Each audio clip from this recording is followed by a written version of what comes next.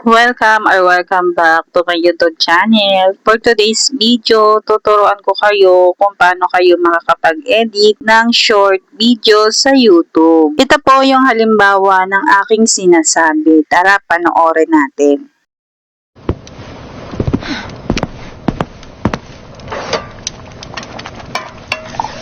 Yan ang sinasabi ko sa inyo na pwede na siya sa YouTube Short. Kung mayroon kayong YouTube, ay tamang-tama to sa inyo kasi diretso upload na. At sa mismong YouTube na kayo mag-i-edit pa. Hindi nyo na kailangan ng iba pang application. At kitang-kita nyo naman kung gaano kaganda ang quality ng video na yan. Kaya kung interesado ka kung paano kaya na-edit, ay tapusin mo ang video na to hanggang dulo dahil tuturuan kita. Una, pumunta ka sa YouTube application. So, bago ang lahat, ito pala yung aking isang YouTube channel, Amazing Animal World. So, pa-subscribe naman dyan. And then, dito pala makikita nyo tong plus sign sa gitna. Lahat ng YouTube ay mayroon pong ganyan. So, pindutin mo lang po yung plus sign na yan. And then, dito tayo sa short. Tapos, meron ka makikitang ganito yung style niya, parang diamond, yung nasa taas. Pindutin mo lang yan.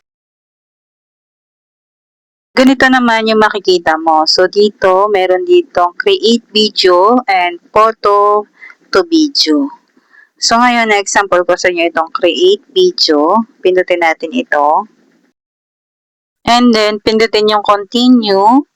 Tapos dito, ilagay natin yung prompt na kailangan para makagawa tayo ng video. So, ipipaste ko lang yung prompt na ginawa ko. And then, lalabas na yung create sa baba. Pindutin lang yung create para yung prompt na ginawa natin ay maging video na. Tapos, ganyan yung lalabas. Pag pinindot nyo yung create, hintayin nyo lang mag 100 yan para okay na. Ito, first time kong ginawa sa YouTube ang mag-edit dito ng video. Kasi, ang ginagamit kong pang-edit sa video ay Pixburst AI. Yun po talaga yung ginagamit ko sa pag-edit. So, ngayon, nalaman ko na pwede na palang mag-edit dito sa YouTube. At pabor na pabor to sa akin kasi may mga YouTube channel ako na kailangan mag-upload lagi. So, dito sa YouTube ay kailangan maggawa lang tayo ng prompt para makakapaggawa tayo ng video. At hindi na natin kailangan ng ibang application dahil sa YouTube na mismo tayo pupunta. Diretso upload na. Kagandahan yon sa mga YouTubers. Pabor na pabor yun sa amin at sa atin dahil sa ganitong bagong sistema ni YouTube. Hindi na tayo kailangan pang humanap ng magandang pang-edit ng video kasi si YouTube na mismo ang meron, di ba?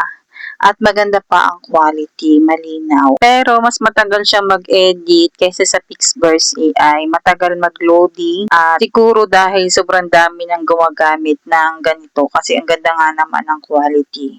Kaya intayin nyo na lamang at pag nag 100 naman yan ay ito na ang video na para sa'yo.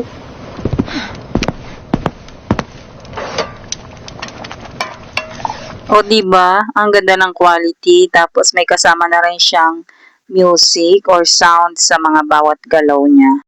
O diba, meron ka ng pang-post sa YouTube Short and then ang gagawin mo na lang dyan, ipipindutin mo yung nasa baba, yung next.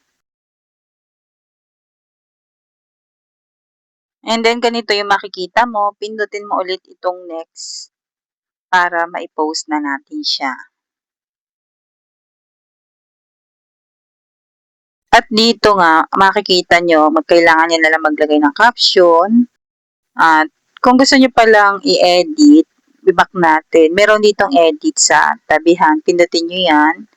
And then, pindutin natin itong text. Kunwari, maglalagay tayo dito ng text. Ayan. Pindutin natin at mag-type tayo dito ng ating sasabihin. So, yung sasabihin nyo about dun sa inyong video. So, dito, nilagyan ko na lang siya ng pusang antok pa, pero kailangan na magluto. And then, pumili tayo dyan ng color na gusto natin kung ano yung maging kulay ng ating text. Maraming pagpipilian dyan, kayo na ang bahala. So, ayan, pili lang tayo at ito nga yung napili ko. Ito, pindutin yung pindutin ito para mag-iba-iba siyang ganyan. And then, pag nakapili na kayo kung anong gusto nyo, pindutin nyo lang yung done sa taas. Tapos ngayon, pag nandyan na yung text, galawin nyo lang siyang ganyan, paliitin nyo, gamit ang iyong kamay, ilagay nyo kung saang part nyo gusto ilagay. And then, pag okay na, pindutin nyo yung arrow sa taas, at maglagay na kayo ng caption. Ayan. So, dito, lalagyan natin siya ng caption.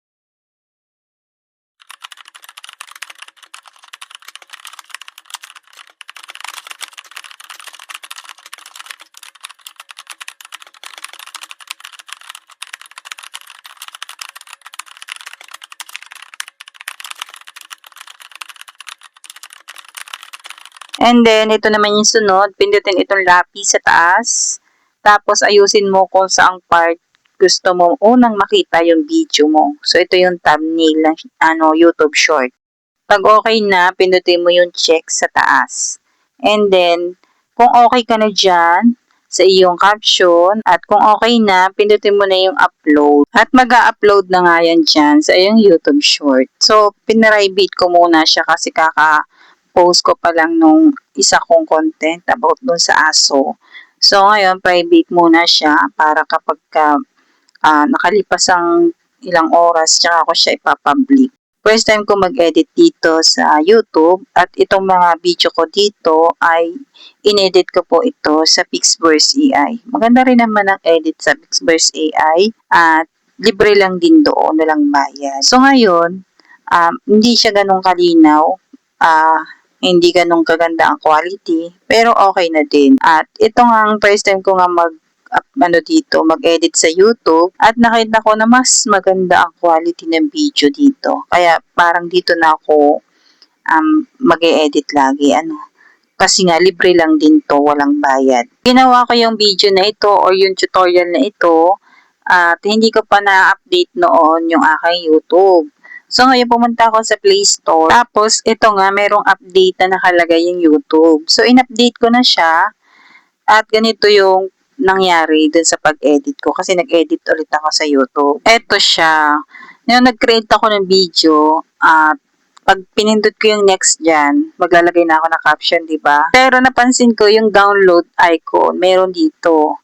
So, yung kanina, wala. Edit yung nakalagay. At nangyari yun dahil in-update ko na nga yung aking YouTube. So ngayon, kung ayaw nyo pa siyang i-post, pwede nyo siyang i-download muna. Tapos, kung gusto nyo pa mag-create pa ng video na kasunod ng inyong ginawa, maggawa lang kayo ulit tapos i-download nyo. At pag naipon na yung mga video sa iyong gallery, pwede mong pagsamasamahan yung mga video na yon gamit ang CapCut bago mo i-post dito sa YouTube. Ayun ay kung gusto mo lang na medyo mahaba naman ang iyong content. Kasi dito kapag diretso upload mo ay lang to, maiksi lang, parang 5 seconds lang yung na-edit dito.